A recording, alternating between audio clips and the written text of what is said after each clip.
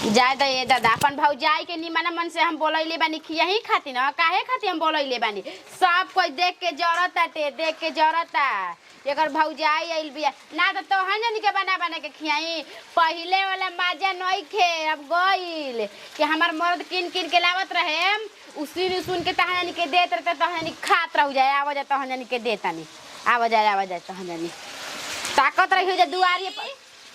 बूची जी। हाँ भौजी कहाँ बनी जी? अरे आवा हो तोहरे खातिर तो पूरा दुनिया देश छोड़ के बनावत तनी देखत अही ए दादा है मुर्गा बनावत निका जी बूची। का बोलो अच्छा ये बताई रर सास और गोती नी कतना खचड़िन बाईसन हम देखी बूची जी हम लाठी चलावले बानी ठीक नु ढेर हमरा से लगे त ऐसा चला के लाठी मारम ना कि तनाये न जइहन जे एकदम में का बोलो हो भौजी जन तनी बैठा रही ना त कह दे का रे बूढ़ी कि आदमी के कह जुरा लाटल ना रहे त आज हिया खाए खातिर चले आइल बाटे अब समझ के हमर पारा हाई हो गेल और माई के मार के कपार फाड़े में हमरा देरिए ना लागल रहे हैं ई कौन गली का घास हड़ी बताई तनी यही से कहत दी बढ़िया से नहीं चलल दी ऐसे हम बूढ़ी के कहत रहतनी कि तो हमार भौजाई आइल बिया तू देख के मत जरा ना बोल तो कनी के बिस्मात पर रहतन उ कि कैसे एकर भौजाई जरा तनी पूछी जी बाज जाई बस स्थिर आ जाई हंजा हां तू चुपचाप रहनु चुपचाप रह देखत रह तनी अरे घर त हेते हेते टेन पर रखल बटुए उठा के कपार पर चाहे पीठी पर कहीं धरा दे सकत नहीं हम मरिया मत बुढ़िया बहुत खचड़ी ने केस कर दी तारा पे हमरा पर औरो माई गई रे थाना पर हमरा इतना पहुंचे बटे कि नहीं हमर माई के ना हां कैसे बहाना करत रु कि हमने की मरले वो तो सबे कोई जानत रहुए सुना ज्यादा फौजी ई सब बात मत कहिया कि उनकर भाई माई के नु हम ही मरले रही ठीक बा ए उधुआ लोग उठावे लगी तू नहीं को पूछता गोती नहीं हमार सब साथ ना केहू नहीं जे कही ध के हम धरा दे बस स्थिर आ जाई हन हां ओइसे कहैले रहुआ मत कह हम चुपचाप रह आ देखा भौजी तारा खाती हम मुर्गा बनाव तनी ए जिगे तारा के हम जेवे खाइम हां बुझले बुझल तारा के तनी एक कटोरी ले खा जवन तारा का पीस पसंद बना उ हमारे के कह जबान लेग पीस करेजी पथरी गोड़ी डायनासोर ई सब हमरा पसंद ह हां बनाई जल्दी बनाई आ चला गाव तनी नी का है आदमी आइल बड़न त खाया ना बनेला ए भौजाई तू तो तुम चुपे रह तू तो जहिया से घर में आइल उन सब कोई के एक उठू का है कोई के करेजा खाता नी का आए कोई का बेटा भाता चबा होता नी आ बोलो आदमी बड़ू ए जी का बेटा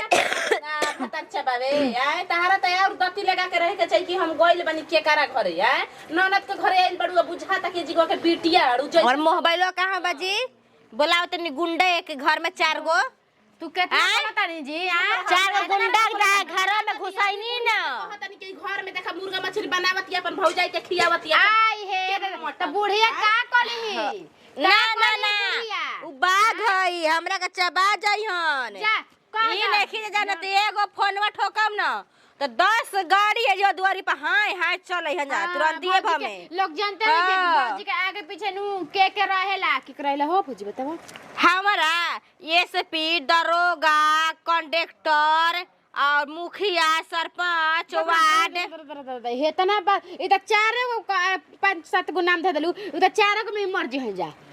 4 गो मर्जी त आई दादा मेन क्रिमिनल से हमर पहचान बा बाप रे मेन क्रिमिनल से कितना तू नहीं हां सोच दे कि एकर भौजिया कमजोर घर जान तनी अपने नैहर में पूछी जी हम अपना चाची के पेटे में दांते काट ले रहनी काट के मांस निकाल देले रहनी हां समझ जाई हम ऐसा हनी ऐसा घर के हनी आदत सिखले बाड़ू आ चला देखी पहला नंबर गलती करी ना ठीक बा और सबसे पहला नंबर चले ना थाना पर उल्टा हम ही कपड़ा ऊपर अपन फाड़ उड़ के करेलू ठीक करलू हम डराई ना तू चला हम कला बेड पर कूलर चालू कर लिया आराम से मोबाइल चलिए हम तारा के भुजले ओइ जे लाइम ओइ जे खइए जा ठीक बा जल्दी लेके आई ना तोरा रोज होटवा पेर देब हम जल्दी लेके आई दादा हमारा घर में ऐसा डुगी ड्रामा कैले बैसन दम हमरा के नका के रख देले बिया आई जब से छोटकी आइल तब से हमरा घर के नियम रूल रेगुलेशन सब खराब हो गइल यही से न बड़की कहतिया त हमरा के भी नियम लगावत रही मम्मी जी त फलनिया ना हन त चिलनिया ना हन अब अब तो बुझाते नहीं के रौरा का करत तनी का ना आई बतावा हो ऐसे करे के चाही भौजाई बोले बे ठीक बा हित ना त आइल बिया त कोनो बात नहीं के हित ना त नहीं हनु रहे के चाही त डगडगौले चले के चाही तो का है रउआ घर में नहीं खी रउआ नहीं खी बानी घर में का करी के आदमी कैसे तो कहला के करल आदमी हारेला त अपना जमाना ले तू उहे हारल बनी जब हमर लइकवे नहीं के बोलत पतोहिया ओइसन बिया तू आ के डबा डोल कइले बिया बोलनी त का कहत धमकी देती है हमरा के कहत नु ढेर बोलम नु त बोला के गुंडा मवाली रावरा के हतवा दे हम रावरा के गोली मारवा दे हम ऐसे ओकर भौजाइया लंगटी नु बिया हो सब तो बतिया रो अभी हम कहे खाती आइल हनिया ऐसे से घर में लीला होताटे हम सह के रहम उ हमर माई दादी हड़ी जका देखो भैया के मेहर हड़ी कने आ इज्जत देखो हम तारा के निमन बुद्धि सिखावत तनी इ न सोचे त छोटकी के पार्टी लेके हम बोलत तनी पार्टी हम नहीं खिले तारा के इहे बुद्धि सिखावत तनी देख 2-4 दिन खातिर बिया 10 दिन खातिर आइल बिया ज्यादा मुंह में दांती लगा के रह चल जाई आराम से तू रही ह जब ई खेलवड़िया बोलैले बिया ओइसे करवावती तबे नु कहतिया ओकरो के गुनु लगा ये भी चूल्हा भी अपन ससुइयो के बार के आइल बिया तो कहते बिया कि हमारा पुलिस दरोगा भी गइल हमारे इतयाम बात बाटे अपन सासे के मार के कपार फाड़ देले रही गोइनी चढ़ के केसो क देनी है बताव तो ई हमनिए के कुछ कर दी त हमनी के का केने के रहल जी बताव तू ही हमनी के केनहु के रहल जाई तेसे निमन तो चुपे चाप रहल जा का बोलला के जरूरत बा कोइले हमरा हय हेकरा नहीं के समझ में के हय कैसे बिया कि अपन भौजाई के बोला का मुर्गा मछरी पुआ पकवान सर 55 भोग बना के खियावती त खियावे द आज नीक लगत खियावत कल गोला करी नु आइथी करी तब नु बेदा में लगाई न तब ओकरा बुझाई कैसे कहतिया तो तारा माइयो के मार के आइल बनी माई के मार के आइल बिया खेलवड़िया है जा मुर्गा मछली बना के खियावतिया उहे तो हम कहत नहीं है सब लाचार बाड़ी सा गोतिनिन पे सास पे कुट करत है गोतिनी पे सास पे तने अकेला होखस नु आ तब भाई तब भौजाई देखत नहीं कितना बोला बोला के खियाइहन आ बनइहन आ कितना रखीहन जना के नैहर में माइए के बाप के नहीं खिसन पूछत भाई भौजाई आ ये ससुरा बोला के खियावत या पियावत ई कैसन बिया हो अरे एकर मतरिया निमन हिया ए बचिया मतरिया निमन हिया हम ओही गरी हॉस्पिटल में गरे त कुल गीत गावत रहे कहत रहे त जान जाई समदिन जी ना हमर पतो ही हमरा के हाइल कैल कइले बिया मतारी त निमन ई का जाने इहे पतो ही है आ ई कैसन लंगटिन हो गेली सन हमरा ई नहीं पूछ देखी अम्मा जी हमरा रउआ चलते बार-बार छोड़त नहीं बरीज दी ठीक नु ये तना ओकर भौजाई हमरा संग गलते तही करती अभी चूल्हा भी गइल हनी बाल्टी लेके तू मत जा चूल्हा पे तारा जला के जरूरत नहीं के चूल्हा धिकावे खातिर चूल्हे पे दूधवा ले गइल हनी धिकावे खातिर देखो तनी कहता हमारा बारे में कोई ना बोलो ना त जान जाई ह मुंह चमकावत या मार देती बाल्टिया चला के दूधो गिर जेता ओकर मरिए देती त कपार चार फारा हो जितनु का जरूरत बा झुर के झगड़ा काहे तू खोजेलू का जरूरत बा मत जे ठीक ना कोई बवाल करो हम चुप रह हम चुप ना होखम हां देखम लतवास दे में एक दिन सब छूट जाई हां त जा करा जा झगड़ा हमरो के पिसिए जा हमरा के तब नत कहिया तब बुढ़िया हई करवावती बुढ़िया हाउ करवावती मन तू मनबे ना करबू मनबे ना करे तो हम कहाँ ची करम बताओ ना का है उपटन खाना बनाता टे आदमी मर जातवन खइले बिना बना तो तू अपन हतनी गैस पे बना के खा ला जा तू आ लइका लइकी अरे ना रे माई तोरा से हम का कही भौजाई से तो हम हाइल काइल हो गइल बनी हम ना सोचनी नु कि इनकरा के बोलाएम नु तो खुद से ऐसे करी हन हां अरे हाँ इहे त बतिया आके जा कहताड़ी के कला कि ना थू तोरा के तोर माई के नू हम मार दिले रही त कपार फूट गई रे त हई हो गई रे तू ही बताऊ हम जब जानतानी कि तोरा का मरले बाड़ी त ए जे आके सब से गइला के का जरूरत बाटे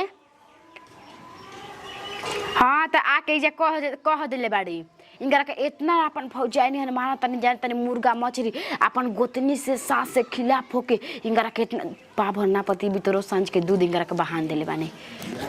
हाँ त बंद कर माई कैसे कहता दिया बंद कर तू देखिए ना देखी है कह दी आवे जाए के ए माई बात है मैं खिमान तीज को कह दे हमें बेच दे हाँ दीदी ठीक है ई बताव देखा कन्या हम तारा से झगड़ा लड़ाई नहीं करे आइल गोतनी हड़ू कह दे तनी मन होई त कही ह ना होई त उहो कही ह ठीक बा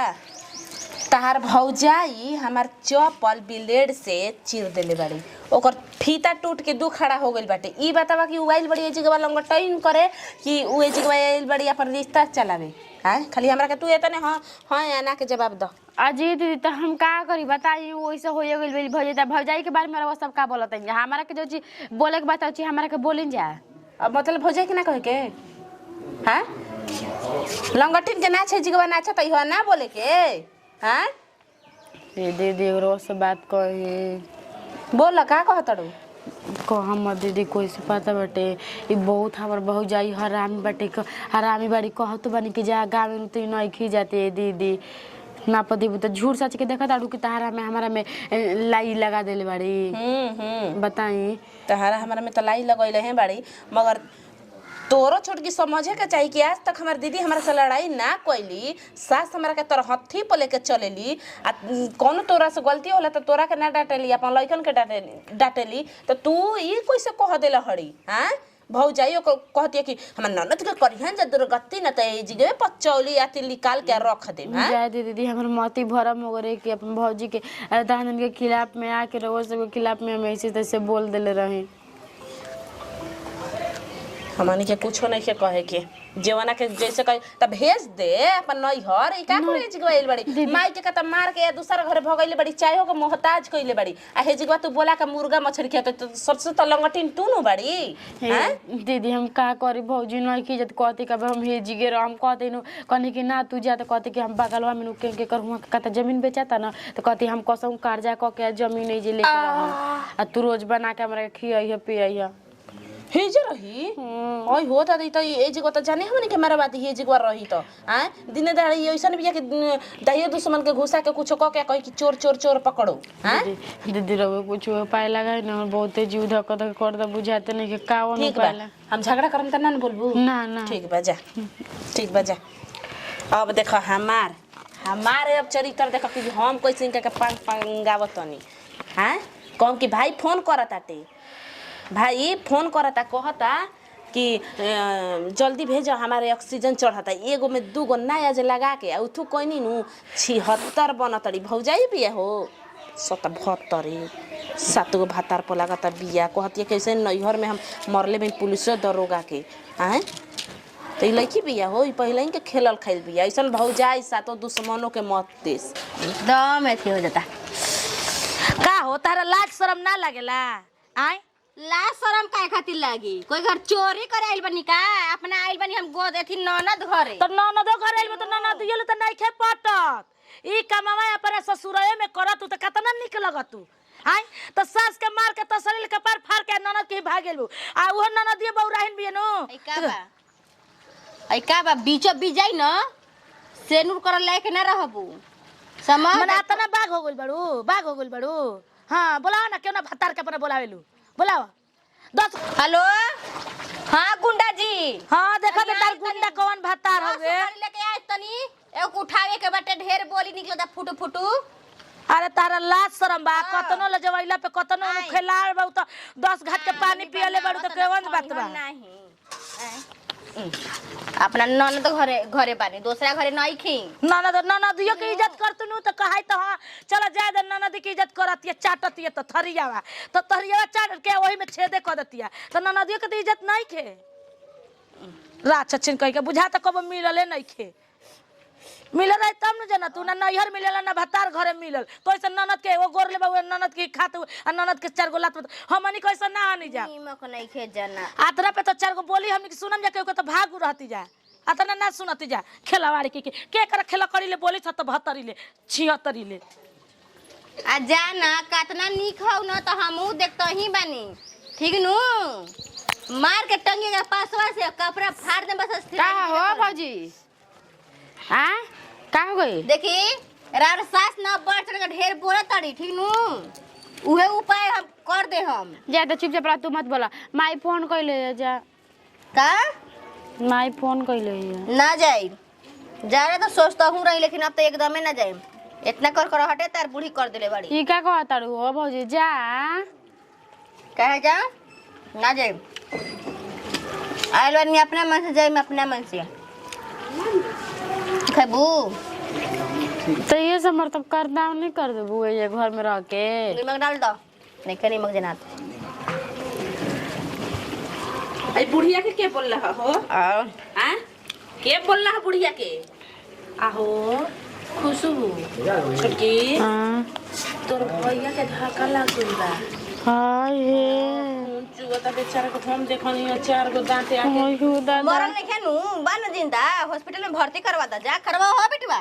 कराओ भर्ती कराओ हॉस्पिटल में। ई क्या कहता हो बजी तोरा लाज शरम बाकी ना के हमर भैया के मुंगा बताड़ू आ हई देखत हो ना हई का बा मारो के महामंडल तर उड़ जाए जीवा से ठीनू ई मत भूला के आके उनकर बहिनिया घर के कला खाता लुआ पिए तलु रहताड़ू तोरा का शासन मिलेला तू करे खातिर ई दूसरों के रख ले भाई का जाने एगो ना चरचर को बनास अरे कौन जा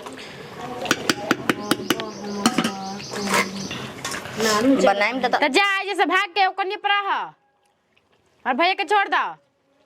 ओके खाली तने बतिया लेते नहीं मरल ह कि जियल ह। देखो उल्टे सीधे जहां बोलल देखी है आज हेलो कहां बड़ा हो आज भैया हॉस्पिटल में भैया हेलो हाँ भैया हाँ ठीक बा हम आवत नहीं मर गइलो चलो हो चलो भैया कहता लिया के चलो हटा हम खाए पहले पेट पूजा तब ओकरा में बाद कुछ निकल जाए। चल सब सब सिंगर अपन भतरे के नु करत अड़ू हो आ कि सात गो रख लेबो कदी के मर्दा मर्जी त सिंदूरा ना करबू भलो कुछ और कुछ क लेबू मर्दा मर जाए तब हम सिंदूर करब एगो नहीं का 1000 वर्ष